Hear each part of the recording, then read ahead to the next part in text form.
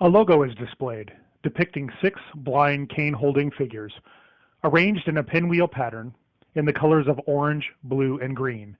They sit atop the words, National Federation of the Blind of Nebraska. Live the life you want.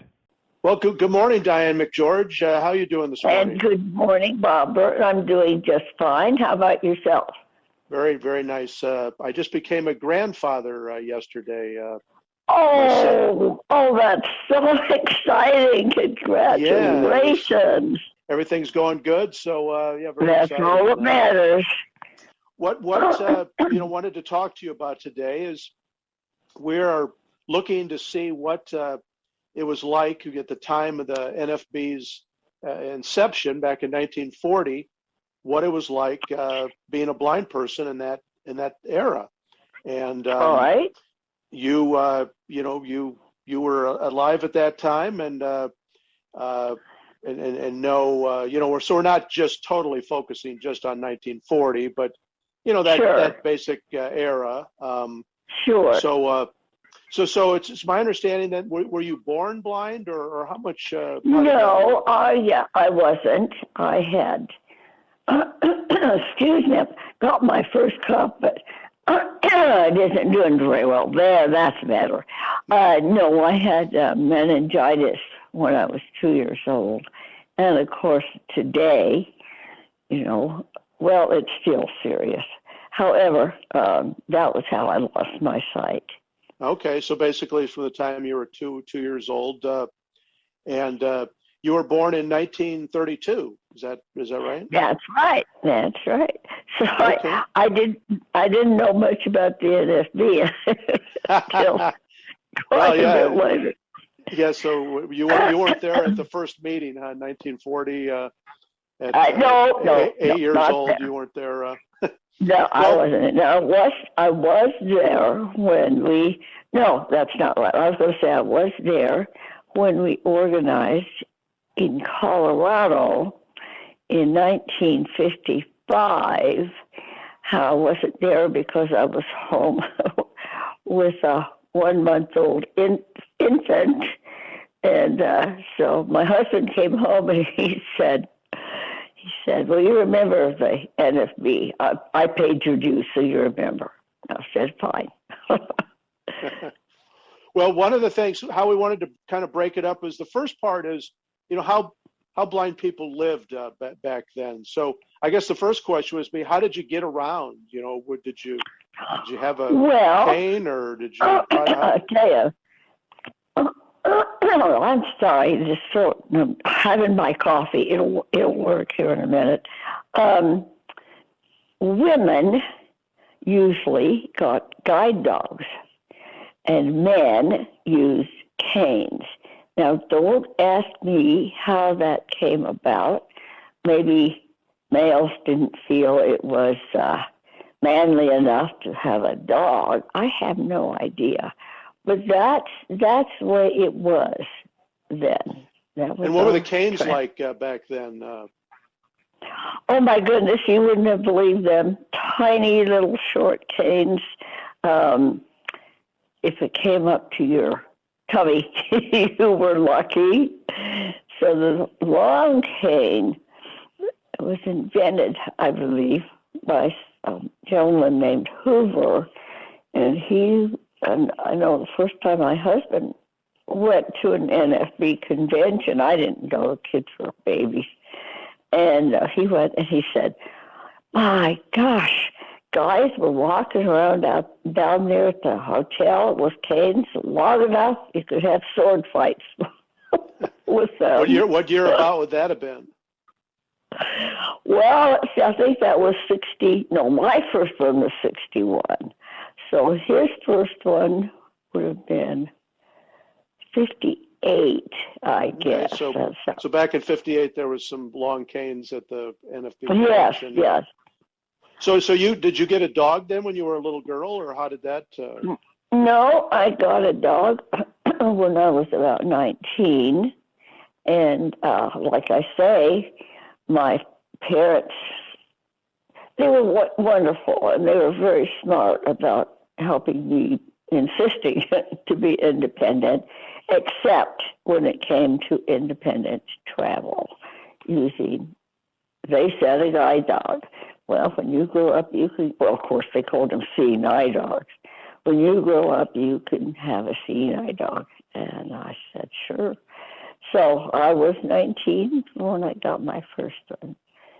So did you have a cane before then, or did you had No, nothing? I had nothing. Right.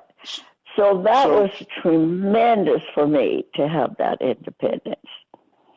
Sure, because you literally would have been unable to walk up and down the street. Holding on to somebody's arm. I never crossed the street alone till then. Sure. Yeah, that's now when you became a young adult and had started having money. How did you were you able to write checks, or how were you able to have a bank account? Well, it took a long time for banks to believe blind people could have a bank account. Here's what I did. I had someone write my checks for me, and then I signed them. That's what I do today. That hasn't changed. Sure. I'm sure you don't remember the typewriter, I'm sure. Oh, I remember. Well, maybe you do. I grew up with a typewriter. Absolutely. Well, so did I. They started teaching us typing in the 3rd grade. And my father was a wonderful typist. So, of course, I wanted to be like him. So I love typing. However, what I started to say was that I had checks with raised lines, still do, and I was able to figure out pretty well how to roll them in the typewriter and line them up so that I could do them myself. And I did do that, and then sign them. And when did the raised line checks come around? I don't know. That's a wonderful question. I don't know the answer. I mean, was it when you became like 20-ish? I mean, were they around then, or was that later? Yeah, I'm going to say in that range, 20 to 25. Did you have a Slate and stylus when you were? Oh my goodness, didn't I? Didn't I just? You bet. That's how I learned to write Braille, and it was so interesting because I don't know how much you know about how they work, but you put the paper in this metal. I still have an old one around here, in this metal slate, and you wrote from right to left because, of course, the dots were going through the paper. And then you took the paper out and you read from left to right. And so people would say, well, you have to write backward. That never occurred to me. That was just the way I learned. And I said, well, no. Well, do you spell backward? No. It's spelled. People. Now, where would you get a Slate and stylus if you needed to get one? Where would you get one? You got one at school, and you brought it home, and you took good care of it. So, were there places to, if you got it at school, but if you needed one outside of school, was there a place? Must have been a place to get it. Did you ever have to get? Well, they must have let us, because I don't remember of my folks ever buying me one. So that must have been mine. The one that I had at school, I could take it home. Did you have, besides the Slate and stylus, did you have any other blind adaptive, pieces of equipment or anything? The only other thing I had, thinking back now, was called an arithmetic slate. And it was, I'm trying to explain it so it makes sense. It was a board and had little square holes in it, and the little blocks with the numbers set in those. And you could turn the blocks 4 different ways. I know I'm not doing a good job with it. I'm trying to picture it in my hand. I was always terrible in math. great speller, terrible math. And anyway, that's my folks bought me that. I think that was $5. They must have bought it from the school for the blind because let's see, who would have been selling things back in the day? Maybe America. Oh, I bet you the American Printing House for the blind sold things. Did you ever learn the abacus? Was that ever something that you? You know, I never did. Now that's what my husband learned was the abacus, and I still haven't learned. I have one around here just because I was curious about it, but I never did learn to use it. So when you were, when it was time to go to school, I mean, you were, was there an option to go to public school and as a blind person? No options at all. And my mother and father told me that our friends said to them, I was 6, and they said, well, how can you, I couldn't send my child away. I was there for a month. I lived close enough I could go home once a month. And they said, I just couldn't do that. And my parents said, she needs an education, and we can't give it to her. So would you rather we just didn't educate this child? So I'll tell you something funny. I have laughed about thinking over this meeting we were going to have. I say about this. I was so proud. I was a great speller and learned Braille very quickly when I was 6. Learned Braille quickly. And math was always hard for me. But I always brought home, of course, in those days you had report cards. I don't know what they have today, heaven knows. Probably something on an iPad. But anyway, I brought my report card home and I said, I want to show you my report card and my grades. And so they looked at my report card. My mother said, well, you're a smart girl. You ought to get good grades. And that was very encouraging, although on its surface, it sounds like that wasn't positive reinforcement, but it certainly worked that way for me. Yeah, she wasn't giving you participation medals. Oh no, none of that. You were smart. You should do well, and we expect you to do well. We expect you to do well. You're smart. You should get good grades. So you went to a boarding school at the Nebraska. Now it was always in Nebraska City, right? Yes, it's still there. It is still. Of course, I tell you what's very, very different. I believe, and don't quote me on this, but I believe that they go to the school for the blind and learn their Braille and whatnot, and then they can go to school either in Nebraska City and go home at night or go back to the school at night. But don't quote that. That's the way it was for a while. But everything changes as it should. Now, how did you get around in school then? You didn't have a cane and you didn't have a dog? I just walked around. Bumping into things and feeling with your hands. And I'm sure that's true. I'm sure that's right. And so you went to school at Nebraska City. Now, when you were going to school, as you progress through the grades, a regular person at school would start having, guidance counselors and talk about, what you're going to do. No. So what was the expectation? What was the expectation back then? What were people going to do after high school? Well, I have been so lucky all my life. I've had so many breaks. All my folks talked to me about was going to college. And I was kind of worried about that because I would be the only blind person there. And how would I manage? So a girlfriend and I decided we'd go to the university in Lincoln. And my grandma lived in Lincoln by then. And we'd stay with her. Well, of course, the things you plan when you're 17 or 18 don't usually work out. So instead of that, I decided, well, all my friends are getting married, so I should get married. So that's what I did.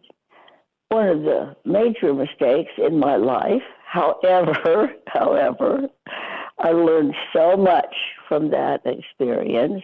Didn't last very long, but I learned a lot. And I've never, I'm like a sponge. I just soak up everything that comes my way and use it to my advantage, and to help other people. That's always been very important to me too.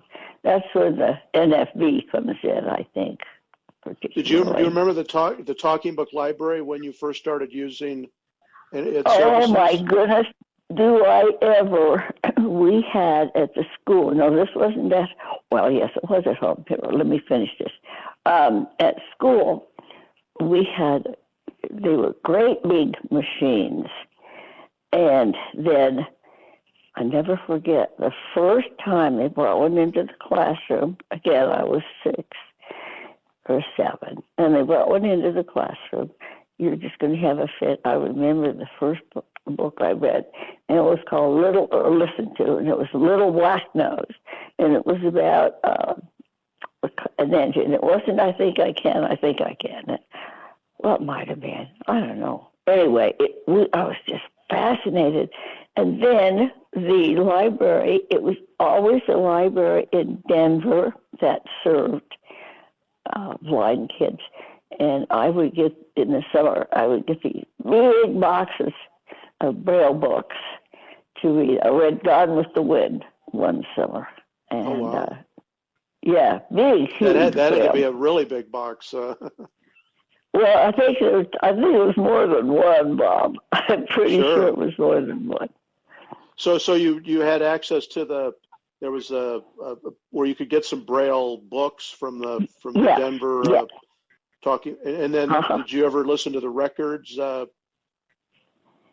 home? No. I wanted to read Braille when I could.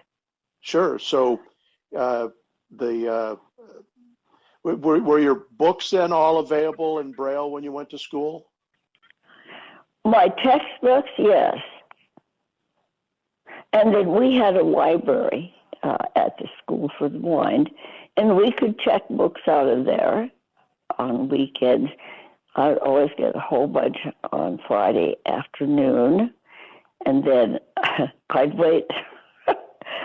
My roommate would get mad at me because I would read my Braille books over the weekend, and then on Sunday night, I'd right away get my assignment for Monday and do it. And she said, "Why do you put that off?" I said, "Well, it doesn't take me long to do my assignment, my homework, so I like to read, so I'll just go off and read." I still remember some of those books, and my mother read to me. All of my family were tremendous readers. They started reading to me, I think, when I was 2, 3 years old. And and I'm still an avid reader. Now, I have to be honest. Nowadays, I get books from the Library of Congress that they put out in Braille. Well, I'm not sure it's a library. Well, it's got to be. It's got to be. It's called Braille and Reading. No. Anyway, it's some kind of a library, and you can get Braille or books you listen to. And I so you never really were a big user then of the audio books. No, not way back then. Yeah, so I guess that's probably what makes a person a really good Braille reader if they're constantly using it. And absolutely, there were many people who were very opposed. This is way back. Very opposed to the kids listening to books. They said, "Well, you'll never be able to spell." Well, I tell you what, there's some truth in that. Oh, absolutely. I read so much that I think I still want to know how words are spelled. Sure. Of course, nowadays you can just get anything, and all the newspapers, and we have a service that was developed by the National Federation of the Blind called Newsline Sure. And you know, it's a wonderful service. So back in the day, back in the the olden days, how did you get your news? Back in the dark ages, well, if you could get somebody to read it to you. But you know, when you're a kid, I didn't care much. Well, I certainly remember Pearl Harbor Day. I'll never forget that. I was at the School for the Blind. Dianes. Had a big Christmas program that day, but you got it over the radio. That's how I got it. So Never will forget Roosevelt's speech. A day that lives in this day will live in infamy. Sure. I heard him deliver that. Yeah, that was, and you would have obviously that was a big event. It was. I would have been 9 by then. Now at Nebraska, at the school, then did they, as far as vocational, I mean, did they have, not things much. that they would Not teach you much, Bob. No, men or the boys took piano tuning, and there were many very successful piano tuners. My husband he was from Loveland, Colorado, and he had a really good business set up there. His dad would take him, and of course, it was a very small town then, and everybody knew about the kid who he lost his sight in an accident, and everybody knew about him.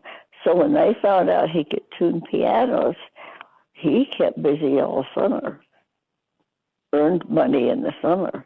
But other than what did the girls, we were supposed to get married. That's what we were supposed to do. And preferably marry a sighted person. Sure. Who could help us. Sure. was Women's roles, that was what you were expected to do. Except my folks didn't expect me to do that. They expected me to go to work. As long as I can remember, my mother would say to me, well, you want to go get out of school, go to college, get a good job. You don't want to live with us the rest of your life. When you were finishing up high school, was there state rehab services that made contact with you? I'm sure they were, but they didn't come and talk to us. They didn't come and say, well, what do you think you want to do when you get out of school? Did you get far enough with your thoughts to go to the University of Nebraska to see how that would have worked as a blind person? I was afraid. I was afraid to go. When my friend and I were going to go together, well, I thought I could manage that. She was what we used to, well, they still, if this didn't change, people who have some sight, they call them partials. And isn't that awful? And anyway, that's what we call. So she was a partial, so she could help me around. Because I knew nothing about independent travel, nothing. So in school, you never left the campus. They never taught you to. Oh no! Oh well, yeah. You could go downtown in Nebraska City on Saturday afternoon if one of the girls could see to go with you. To them, could see meant they could probably barely see anything. Anyway, I used to love to do that. But if you were totally blind, were not taught enough skills I wouldn't have, any kind of independent travel. None whatsoever. That was terrible. But sure. They did the best they could. They lived in that time. And, we just weren't expected to do those things. But you can be sure that my girlfriend and I were down there every Saturday afternoon. You had to get out of school. That would have Oh been gosh, exciting. yes, get off of that campus. So that kind of one of the other subjects was, what blind people did for fun.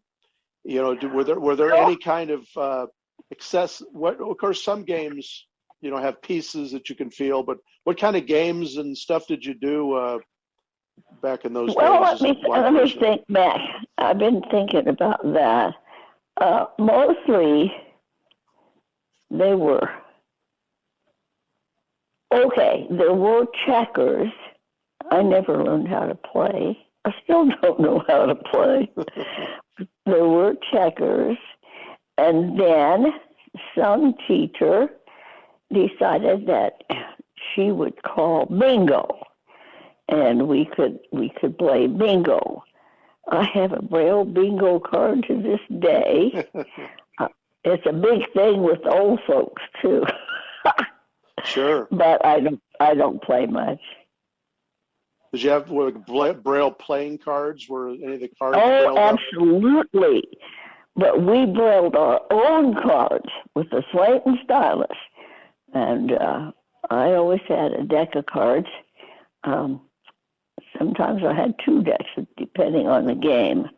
But mostly, we brailled them ourselves. Of course, you can buy them now, and they're much better, and they're plastic, I think, so that the Braille, they're treated with something that helps the Braille. So when the Braille got rubbed out, in those days, you just got a new deck and sat down. My dad was with me. He taught me how to play rummy when I was about 7. Because there weren't many games that they could play with me. My mother couldn't care less about cards. So that was something he and I did. He'd say, "Come on, I'll beat you a game of rummy." Yeah, if you had Braille cards, you could play any card game. Did you have your own Perkins Brailler, or just the school? Oh, heavens, no. No. I never had one. I have one now. I bought it secondhand. Those things never wear out, but it limps along and does pretty well. So I don't even know what Did the School for the Blind, did they have Perkins Braillers for you back then? When you got quite a bit older and higher grades, they did not encourage it. They mostly wanted you to use the Slate and stylus. Well, look, it's still handy. You can take it with you and stick it in your purse, and you've got it to make notes with. So, it's still handy. I think it sounds to me like back when you were there, they really emphasized the Slate and stylus. Absolutely. Because I know people that went to Nebraska City later, and they really used the Perkins a lot more, even in classes. I'm sure. So you really had better Slate and stylus. Oh, I think I had excellent training. I think I had an excellent education. So back in you didn't when you started working, what kinds of things did blind people do that you were aware? Did you have any? Well, as I say, men were primarily piano tuners, or many people worked in sheltered workshops. And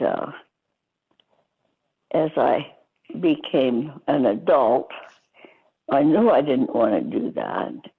I knew that I wanted a better job than that. So I think I've always been quite an activist. And so I was part of a group that picketed sheltered workshops because we said, if you're good at, what about the people who can't work in private industry? Well, if you're going to keep them in a sheltered workshop, for God's sake, pay them at least the minimum wage.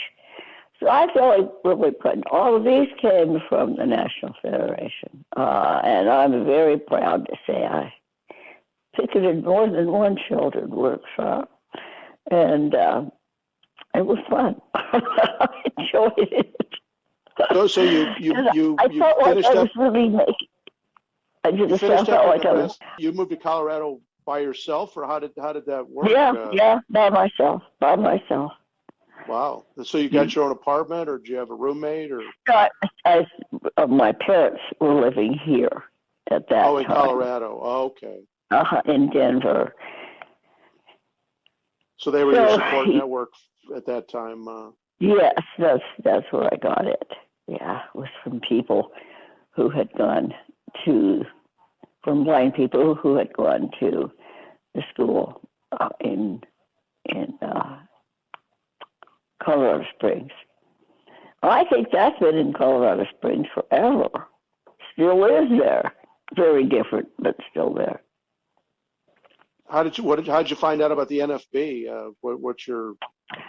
Well, it was my husband when we organized here in 1955. There were two gentlemen who came. It's interesting. I just reviewed someone's doing a story for our convention about the growth of the NFB. And we organized here in 1955. And at that time, I had a toddler and a newborn, about a month old. And so my husband came home from the organizing meeting, and he said, well, you're a member of the NFB. I paid your dues. It's a wonderful organization. He was active in it from that day until the day he passed away. So I became interested. The kids were older. I keep saying in those days, it's too repetitive. Well, we can say in 1955, you didn't take your kids everywhere. You stayed home with them if you were the mother. You stayed home. So my first NFB convention would have been 1961. And at that time, then, you met other blind people. Do you remember some of the things that blind people were doing? And I just couldn't believe what they were doing. We had a woman who was a teacher. One of my very good friends. Well, this jumps ahead. So anyway, they had a woman there who was a teacher, and they had, they being NFB, had taken her case and helped her get a job in the school system. And then years later, my good friend Judy Sanders, I've known her since she was 12. And she was in public school at the time. And so they wouldn't let her take, they called it home economics. So I said, well, that's ridiculous. So I got together 5 or 6 girls who were about 12, 13 years old. And we would meet once a week, either in my home or in somebody's home, one of the mothers, and I taught them how to cook. I guess I've always been a teacher in my heart because I loved that. We had so much fun. When you had your children, did you run into any problems with being a blind mother? How's that going to work? And anybody? Everybody faces. Everybody. They still face those problems. Nobody came and tried to take them away. Now, that has happened in not too many years ago. Wouldn't even let the woman take her baby home from the hospital. So that was another case that the NFB took and won. I had some experience, not personal experience, but I had some experience about a young woman who had a child, and I think that child was adopted. But anyway, she came home from work one day and the kid was gone. They had come and taken her out of school.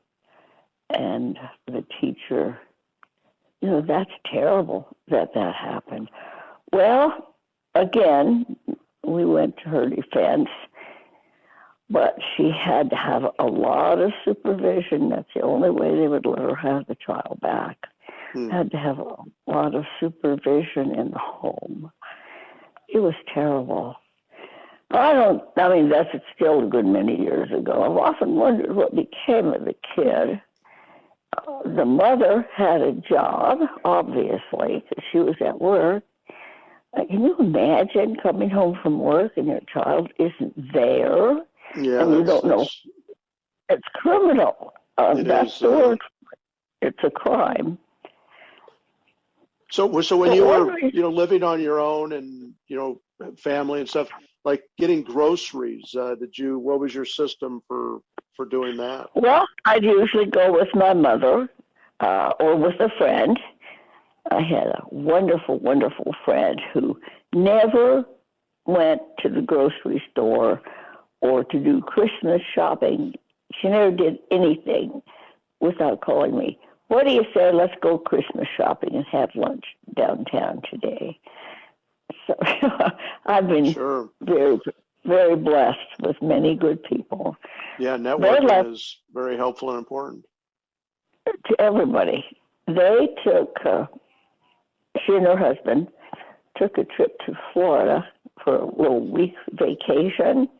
And she said, well, can the kids stay with you? Never thought, you can't take care of somebody else's kids. I said, well, of course. So we traded off all kinds of things like that.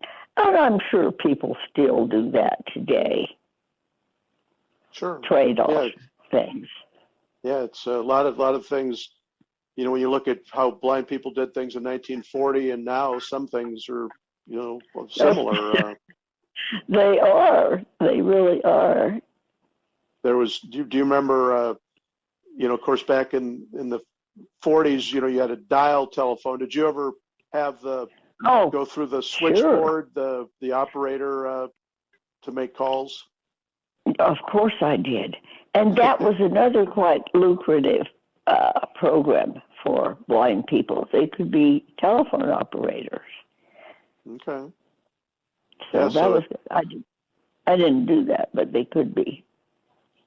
Sure. So, do you remember the first time that you traveled independently?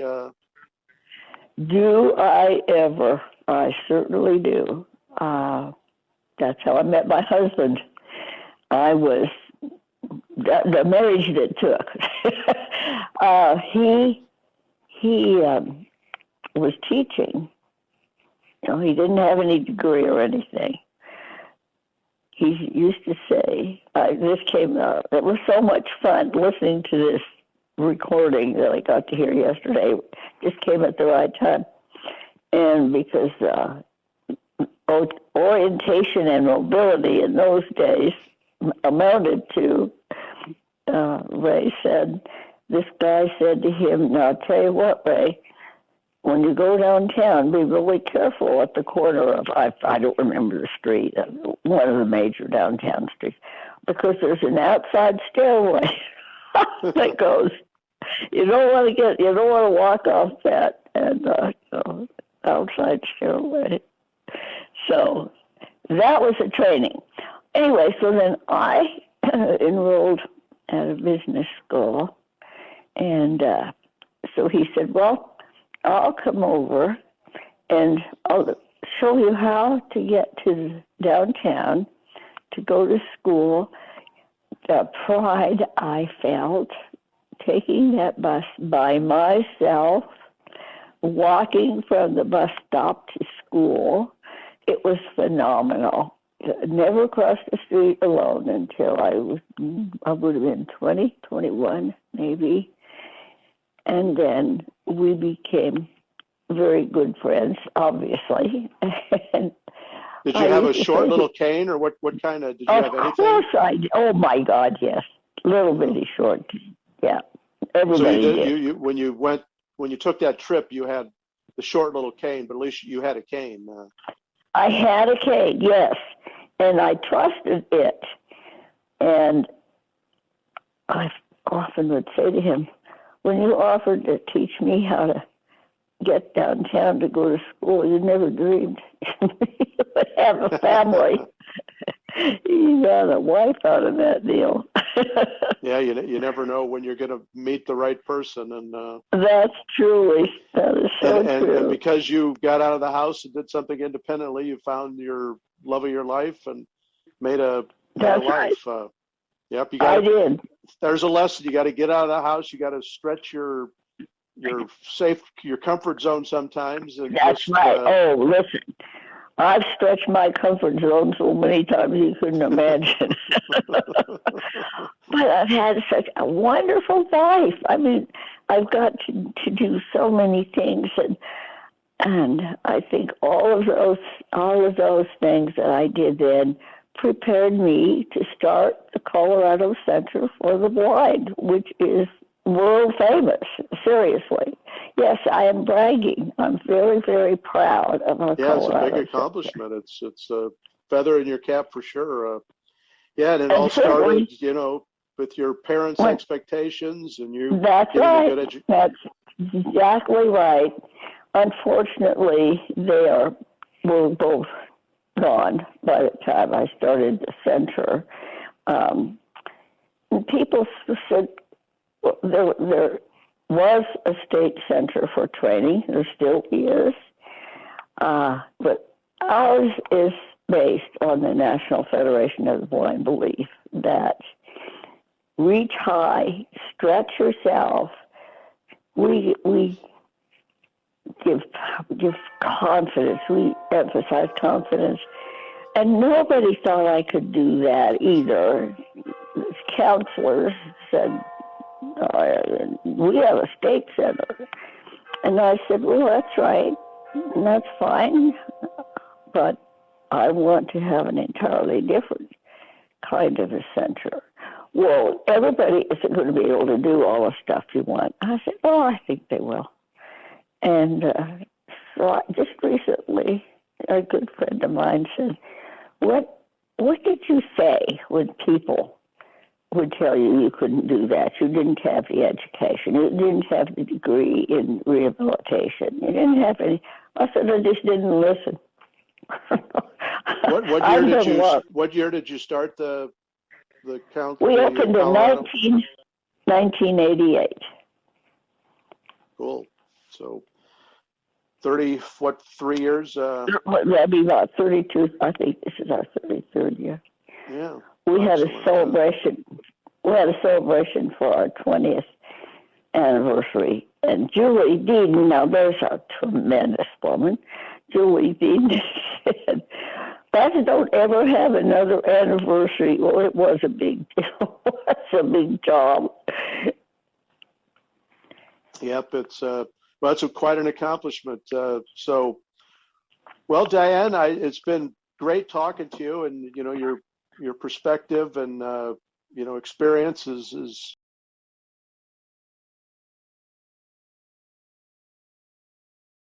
The preceding presentation was brought to you by the National Federation of the Blind of Nebraska.